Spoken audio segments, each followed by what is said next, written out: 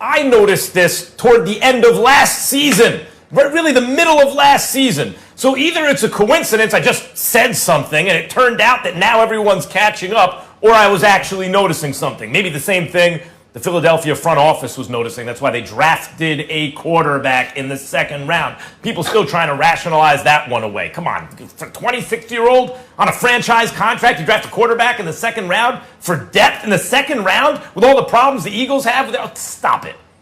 Carson Wentz has been outplayed by every single quarterback or every opponent he's faced this year. And he hasn't exactly faced a who-who. It's mostly backups and third stringers and Daniel Jones a couple times. He has yet to outplay an opponent. He's thrown 14 interceptions in 10 games. He turns the ball over in Eagles territory all the time. His mechanics, decision-making, everything has shockingly regressed, right? So when did I say sit him down? Weeks ago, when you could have held him accountable. Doug Peterson won't even answer the question directly whether he has the autonomy to bench Carson Wentz, because you hear things like Wentz has a direct line to the owner, which is always a problem. He's been enabled, and his worst tendencies have been enabled. But how did we really get here? That's the important thing. Who is to blame?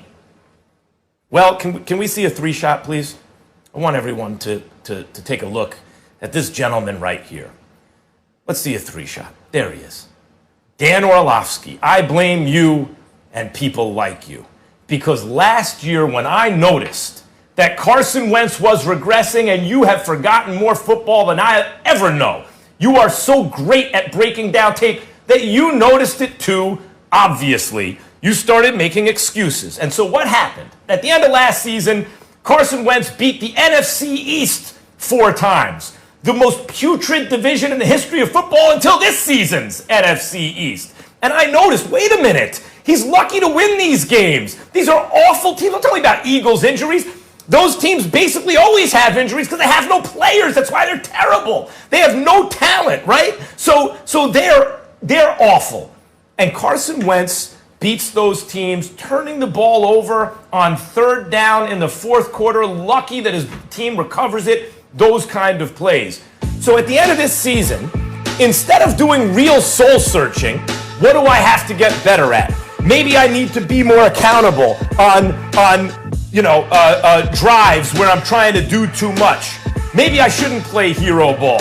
Maybe I need to know when to throw the ball away or take the sack, right? Instead of doing real soul searching, he was emboldened because he turned on the TV and heard Dan Orlovsky talking about how great he is, and you, Stephen A. Smith, who should know better.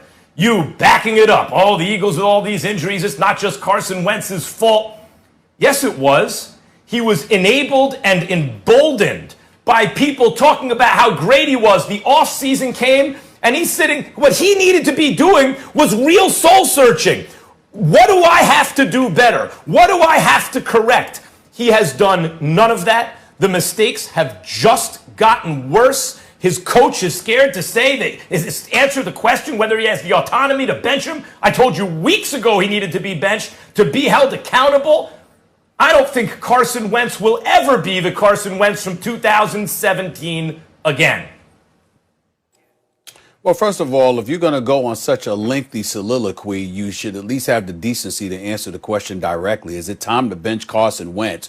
The answer isn't, it doesn't matter. There's a yes or no answer to that question, which you never gave us. That's number one. Number two, I'll give you the answer. The answer is no. It's not time to bench Carson Wentz. And here's the reason why. Doug Peterson told you why. Dan, you sort of quote. Max, you sort of quote. What did the man say? To bench Carson Wentz is basically conceding that your season is over. Right. If that ain't an indictment, what is? We saw Brian Flores bench Ryan Fitzpatrick to bring in a rookie quarterback because he said that's the change we think we needed. Then we saw him bench Tua yesterday because the team needed a spark and he was underperforming. We've seen throughout NFL histories starting quarterbacks get benched many, many times in the best interest of the team, not just for the future, but the immediate future. We've seen that. So for Doug Peterson to say that is the ultimate indictment against Jalen Hurts, because what he's saying is this young brother is not ready. And if we were to bench Carson Wentz, as bad as he has been, 14 touchdowns, 14 interceptions, ain't even completing 59% of his passes. This brother right here, with those numbers, if we bench him, we're saying even at 3-6-1, with him playing horribly, our season is over. That's all you need to know about Jalen Hurts, that he ain't ready. Because Doug Peterson said that as a quote. So that's where I'm at with it. Of course, Carson Wentz looked bad. He looks awful. But Dan, I'll pass it to you by saying this. Yes, we made all of these excuses. I tweeted yesterday about Max Kellerman. And you know what? I'm done with Carson Wentz. You know what, Max? You're right. I got it because he looks that damn bad. But it didn't mean that I'm denying what their offensive line was giving them. It didn't mean I'm denying all the injuries they sustained. It didn't mean I'm denying them being bereft of weapons the way that they are. All I'm saying is he's so bad with that pick six that he threw yesterday, which was so inexcusable. I've just lost all patience with him. But clearly, Jalen Hurts ain't the answer, because if he had anything to give you, Doug Peterson would have put him in there. Dan, the floor is yours. All right, so first of all, before I say anything, let me get this out of the way. Carson Wentz is not playing good football. He's just not playing good enough, okay? Now, is it time to bench Carson Wentz? Absolutely not. That's ridiculous talk. Okay, if we're going to play Jalen Hurts, he's a very specific style of quarterback, right? He's going to be the quarterback run where you're going to get the zone reads and the RPOs and the play action pass. You know what that takes? Creativity on offense.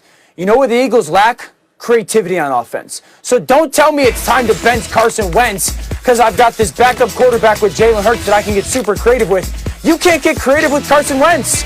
So you're certainly not going to get creative with Jalen Hurts. If there's anything to bench in Philly right now, it's their offensive scheme. Their offensive scheme stinks in Philadelphia right now. It's bad. I'm going to take everyone through the game yesterday. And everyone can tell me that these are about excuses. No, it's not. It's my job as an analyst to analyze what's going on. So they go down in the first drive of the game yesterday, and they go right down the field running the football. And then Miles Sanders fumbles. The weather's awful. That's fine, okay? The very next drive, they come out and start throwing the ball. Why? You just went down the field. You just went down the field running the football. 2nd and 7. The interception for the pick six, okay? 2nd and 7. One, it should have been a run. Number 2, let's say that Carson Wentz misses that read because it's a muddy read. There's a linebacker in the vision. Safety might break in the ball. Let's say he misses it and he throws a check down. The check down shouldn't be a pick six. Rodgers, pick up the corner. The ball's going to be out in space to Miles Sanders one-on-one. Everyone's going to go, wow, Carson Wentz not playing hero ball, getting the ball out of his hands, ends up being a pick six. The one with Alshon Jeffrey, that's just a jump ball. So listen, Carson's not playing well, but you're not going to bench Carson Wentz. You're not creative enough on offense. Dan, so these you're aren't missing excuses. the point. Max, no. Here's the thing, Max. You continue to go back to last year. Last year was an NFL. There's a reason I go back to last year. Dan, I go back to last year because you were telling me I was crazy. Max, but I was noticing a trend, record. and it has continued. Unless you think I was just making it up and I got lucky in the prediction because I was making it up and then suddenly he's fulfilling the prediction. I saw it happen last year. Then Max, internal clock, Max, real quickly, decision making, the way he sees the field, ball security. But he broke an NFL mechanics, record. Everything is bad, and it started last year. Wait a minute, But in the middle of that, he broke an NFL record. Benching him is about accountability. It's not about Jalen Hurts giving them a better chance to win that game. You must hold Carson Wentz accountable. As Donovan McNabb was once held accountable and benched during a season, he wound up in the NFC Championship game. This is a fifth-year quarterback on a $100 million plus contract.